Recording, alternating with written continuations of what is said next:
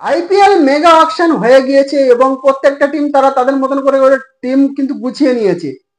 তো একটা কিন্তু সোশ্যাল মিডিয়া এবং বাংলাদেশের মিডিয়া থেকে কিন্তু একটা খবর আসছে যে বাংলাদেশের কোনো প্লেয়ারকে কিন্তু এই আইপিএল এ কোনো টিম কোনো বাংলাদেশের প্লেয়ারকে কিন্তু কেনেনি এবং বাংলাদেশের যে তিনজন তিনজন প্লেয়ারকে অকশনে তোলা হয়েছিল, 12 জনের নাম ছিল, তার মধ্যে তিনজনকে অকশনে তোলা হয়েছিল, তিনজনকে কিন্তু আনসোল্ড হয়েছে।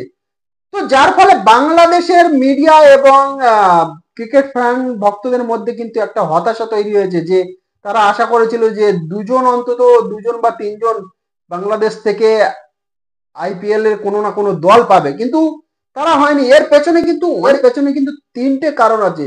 সেই তিনটে কারণের জন্য কিন্তু বাংলাদেশের প্লেয়াররা কোনো দল পায়নি। তো প্রথমত কারণ হচ্ছে কি, বাংলাদেশের ক্রিকেটাররা কিন্তু এর আগে আমরা দেখেছি যে তারা একজন বা দুজন তারা কিন্তু টিম পেত, তারা কোনো না কোনো দলে কিন্তু থাকতো, কিন্তু এর পেছনে কিন্তু সব থেকে বড় দায়ী বাংলাদেশ ক্রিকেট বোর্ডের জন্য কিন্তু আজকের এই অবস্থা। যে এর আগে দু তিনজন করে কিন্তু চান্স পেত তারা আইপিএল এ, কিন্তু বাংলাদেশ ক্রিকেট বোর্ডের এমন ধরনের আচরণের ফলে কিন্তু সেই অবস্থাটাও কিন্তু তারা হারিয়ে ফেলেছে। তো বাংলাদেশ ক্রিকেট বোর্ড কি করতো, তারা কিন্তু কোনো এনওসি দিত না। যে একটা টিম যখন কোনো প্লেয়ারকে নেবে, তারা কিন্তু সেই যতদিন পর্যন্ত টুর্নামেন্ট হবে সেই টুর্নামেন্টের প্রথম থেকে এবং শেষ পর্যন্ত সেই সব দেখে কিন্তু তারা নেয়। যে আইপিএল এর নিয়ম আছে যে 8 জন করে বিদেশি নিতে পারবে এক একটা টিম। সে তার মধ্যে যদি একজন বাংলাদেশি প্লেয়ার নেয়, তো সেই বাংলাদেশি প্লেয়ার তিনি মাঝপথে যদি ফিরত চলে যায়, তাহলে সেই ফ্র্যাঞ্চাইজির জন্য কিন্তু অনেকটা অসুবিধা হয়ে যায়। এবার আমরা দেখেছি যে 2022 সালে কিন্তু দেখেছি যে কেকেআর কিন্তু লিটন দাস এবং সাকিবুল হাসান দুজনকেই নিয়েছিল, কিন্তু বাংলাদেশ ক্রিকেট বোর্ড তারা দুজনকে হাফ এনওসি দিয়েছে। কিছু ম্যাচের জন্য এনওসি দিয়েছে এবং আর কিছু ম্যাচের জন্য কিন্তু দেয়নি। তো যার ফলে তারা কিছু ম্যাচ খেলে তারা রিটার্ন চলে যেতে হয়। যে লিটন দাস তিনি এসেছিলেন, একটা ম্যাচে কিন্তু সুযোগ পেয়েছিলেন, কিন্তু হাফ 6-7টা ম্যাচের জন্য তিনি এসেছিলেন, তার কারণ তাদের বোর্ড এনওসি দেয়নি।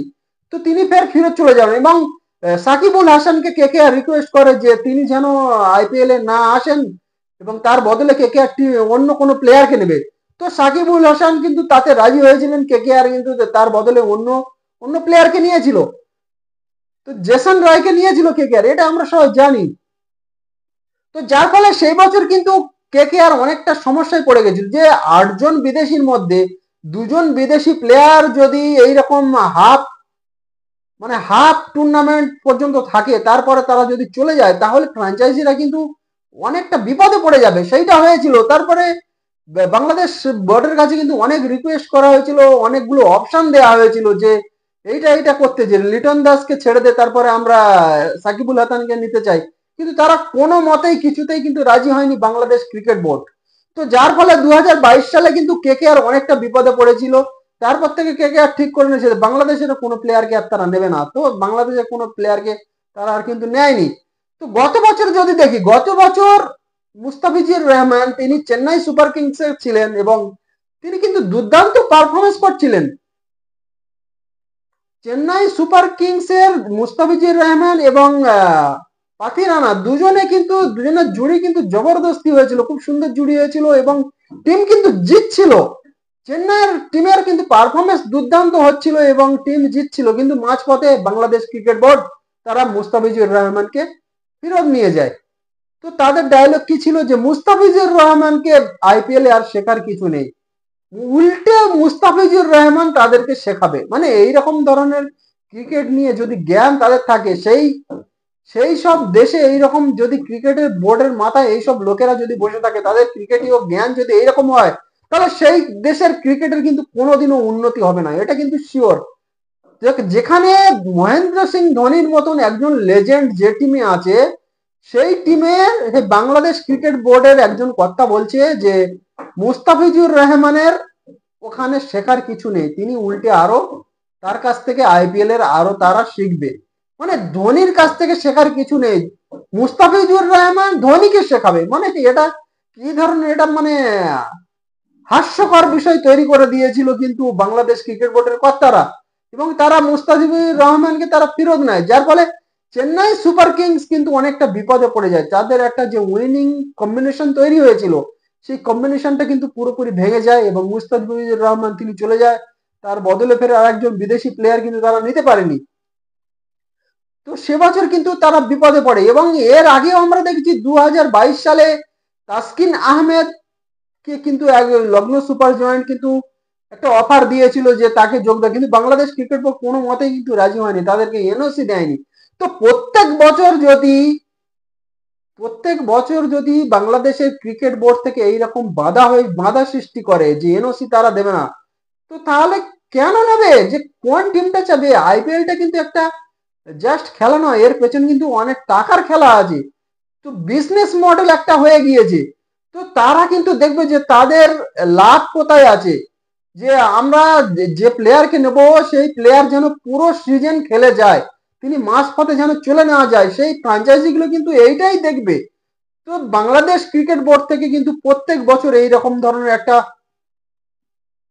বাধার সৃষ্টি করা হয়, এবং প্রত্যেক বছর কিন্তু কোনো না কোনো প্লেয়ারকে কিন্তু এইরকম করা হয়, তাদেরকে ফুল সিজনের জন্য এনওসি দেয় না। তো এই সব কিছু নিয়ে কিন্তু ফ্র্যাঞ্চাইজি গুলো তারা চিন্তা করে নিয়েছে যে বাংলাদেশের ক্রিকেটারকে আমরা নেব না, এবং এইরকম হলে মাঝপথে চলে গেলে আমরাই বিপদে পড়ে যাব। সেই হিসেবে একটা বাংলাদেশ ক্রিকেট বোর্ড কিন্তু তারা সব থেকে দায়ী, এবং তারা এনওসি দেয়নি, যার ফলে কিন্তু এইটা হয়েছে।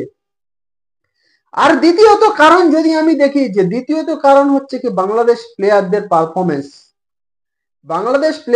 পারফরমেন্স কিন্তু সেই রকম আউটস্ট্যান্ডিং পারফরমেন্স নেই। যেভাবে আফগানিস্তান বাংলাদেশের পরে কিন্তু তারা ক্রিকেট খেলা শুরু করেছে, এবং ওয়ার্ল্ড কাপ ক্রিকেটে কিন্তু তারা যোগ দিয়েছে বাংলাদেশের পরে, সেই তারা কিভাবে দিনের পর দিনের উন্নতির পথে যাচ্ছে, কিন্তু বাংলাদেশ সেভাবে পাচ্ছে না। যদি দেখা যায় যে আফগানিস্তান থেকে কিন্তু 2025 আইপিএল এ কিন্তু 7 জন প্লেয়ার কিন্তু পার্টিসিপেট করবে, কিন্তু বাংলাদেশ থেকে একজনই নয়, কারণ পারফরমেন্স, তাদের যে ধরনের একটা হাই লেভেলের পারফরমেন্স তারা করছে আফগানিস্তানের প্লেয়াররা, বাংলাদেশের প্লেয়াররা কিন্তু সেটা পারছে না। তাদের ডোমেস্টিক ক্রিকেট বলুন বা তাদের ডোমেস্টিক ক্রিকেটের যে স্ট্রাকচারটা কিন্তু একেবারে নড়বড়ে স্ট্রাকচার, সেখান থেকে কিন্তু সেই রকম ধরনের ভালো প্লেয়ার উঠে আসছে না, এবং সেই রকম আউটস্ট্যান্ডিং ওয়ার্ল্ড ক্রিকেটে আইপিএল এর সুযোগ পেতে গেলে একটা ওয়ার্ল্ড ক্রিকেটে আউটস্ট্যান্ডিং পারফরমেন্স করতে হবে, সেটা কিন্তু তারা করতে পারছে না, যার ফলে কিন্তু টিম ফ্রাঞ্চাইজি আইপিএল এর ফ্রাঞ্চাইজি গুলো সেই রকম কিন্তু ইন্টারেস্ট দেখাচ্ছে না সেই বাংলাদেশের প্লেয়ারদের উপর। দ্বিতীয় কারণ এর হলো, তৃতীয় কারণ যদি আমি দেখি যে বাংলাদেশের কিছু লোক আছে, তারা কিন্তু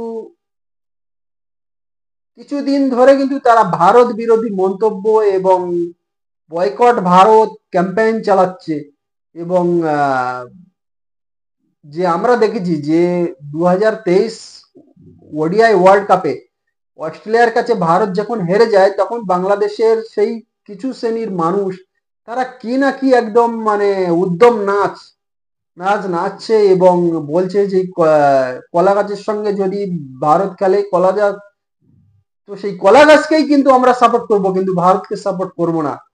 তো এই রকম ধরনের মন্তব্য, এবং ভারত হেরে গেলে যে তারা কতটা খুশি হয় সে আমরা দেখেছি, যে নিজেদের করার কিন্তু কোনো ক্ষমতা নেই। যে বাংলাদেশ ভারতকে হারিয়েছে, তার তখন যদি বাংলাদেশের ফ্যান্সরা বা দর্শকরা যদি নাচে বা আনন্দ ফুর্তি করে, তাহলে ঠিক আছে, কোনো ব্যাপার নয়। যে বাংলাদেশ তো হারাতেই পারছে না, অন্য কোনো টিম ইন্ডিয়াকে হারাচ্ছে যখন, তখন তারা উদ্যম নাচছে এবং ভারত বিদ্বেষী মন্তব্য করছেন, এই কিন্তু এবং ভারতের পণ্য তারা বয়কট করছেন এবং ক্যাম্পেইন চালাচ্ছেন অলরেডি, যে ভারতকে বয়কট করো, এই করো তাই করো, সোশ্যাল মিডিয়া জুড়ে এবং দেশে এইরকম ধরনের কিন্তু মন্তব্য চলছে, এইরকম ধরনের ক্যাম্পেইনও তারা চালাচ্ছে। তো যার ফলে সেইটা তার প্রভাব কিন্তু পড়বে এইসব দিক থেকে, যে আইপিএল এর ফ্র্যাঞ্চাইজি গুলো তারা কিন্তু ইন্ডিয়ান ফ্র্যাঞ্চাইজি, তারা কোনো বিদেশি ফ্র্যাঞ্চাইজি নয়, ইন্ডিয়ান কোম্পানি। তো তারা যখনই দেখবে যে সেই আমাদের দেশের বিরুদ্ধে এইরকম ধরনের মন্তব্য করছে বা এইরকম ধরনের ক্যাম্পেইন চালানো হচ্ছে, তাহলে কেন আমরা সেই দেশের প্লেয়ারকে আমরা নেব? এটা কিন্তু তারা এইসব কিন্তু তাদের মনের ভেতর থেকে কিন্তু তারা চিন্তা ভাবনা করে কিন্তু এইগুলো করেছে, যেই দেশে এসে খেলবে এবং সেখান থেকে টাকা উপার্জন করবে, সেই দেশের বিরুদ্ধে যদি এই রকম ধরনের বিদ্বেষী মন্তব্য করা হয়, তাহলে কে মেনে নেবে? কেউ মেনে নেবে না।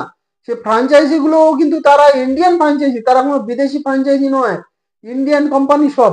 তো তারা এইগুলো সবকিছু চিন্তা ভাবনা করে দেখেছে, দেখে তারা সবকিছু দেখে এইগুলো তারা বলেছে যে না, বাংলাদেশের কোনো প্লেয়ারকে আমরা নেব না। এই তিনটে কারণ আমি বললাম। তো এইবারের আইপিএল এ এখনো যে অকশন, এই অকশনে কিন্তু বাংলাদেশ ক্রিকেট বোর্ড কিন্তু সিওরিটি দেয়নি যে তারা এনওসি দেবে ফুল সিজনের জন্য। তারা বিসিসিআই কে, কোনো বিসিসিআই সূত্রে কিন্তু খবর এটা, যে কোনো লিখিত ভাবে তারা কিন্তু কোনো যে যে প্লেয়ার গুলোকে যে প্লেয়ার গুলো দল পাবে, সেই প্লেয়ার গুলোকে ফুল সিজনের জন্য এনওসি দেবে, এরকম কিন্তু লিখিত ভাবে কিন্তু এখনো পর্যন্ত বাংলাদেশ ক্রিকেট বোর্ড দেয়নি। সেটা যদি দিত তাহলে কিন্তু হয়তো দু একজন দল পেত, কিন্তু বাংলাদেশ ক্রিকেট বোর্ড এখনো পর্যন্ত সেইটা লিখিত ভাবে সেই বিসিসিআই কে কিন্তু বলেনি। যে অন্যান্য ক্রিকেট বোর্ড তারা লিখিত ভাবে বলছে এবং তারা ছেড়ে দিচ্ছে, Australia, England, south Africa, New Zealand, এইরকম ধরনের বড় বড় যারা ভালো ভালো ক্রিকেট খেলে, সেই সব কান্ট্রি গুলো তারা যে পুরো সিজনের জন্য তাদের প্লেয়ারকে ছেড়ে দিচ্ছে। বাংলাদেশ কেন, কিসের জন্য এরকম করছে? বাংলাদেশ কি এমন বড় যে ক্রিকেটে নাম করেছে যে তারা তাদের প্লেয়ারকে ছাড়বে না? আগে দেশ। তো এই সব কারণের জন্য কিন্তু বারবার প্রত্যেক বছর কিন্তু এইরকম ধরনের নাটক হতে থাকছে, চলতে থাকছে। তো যার ফলে কিন্তু ফ্রাঞ্চাইজি এবং বিসিসিআই তারা ডিসিশন নিয়েছে, না, বাংলাদেশের প্লেয়ারকে আমরা নেব না, যতক্ষণ পর্যন্ত তারা আহ লিখিতভাবে কোনো কিছু না জানাচ্ছে যে হ্যাঁ, আমাদের প্লেয়ার যারা সুযোগ পাবে তাদেরকে আমরা পুরো সিজনের জন্য আমরা ছেড়ে দেবো, সেই লিখিতভাবে যতক্ষণ পর্যন্ত তারা না দিচ্ছে, ততদিন কিন্তু বাংলাদেশের কোনো প্লেয়ার কিন্তু আইপিএল এ সুযোগ পাবে না, এটা কিন্তু শিওর।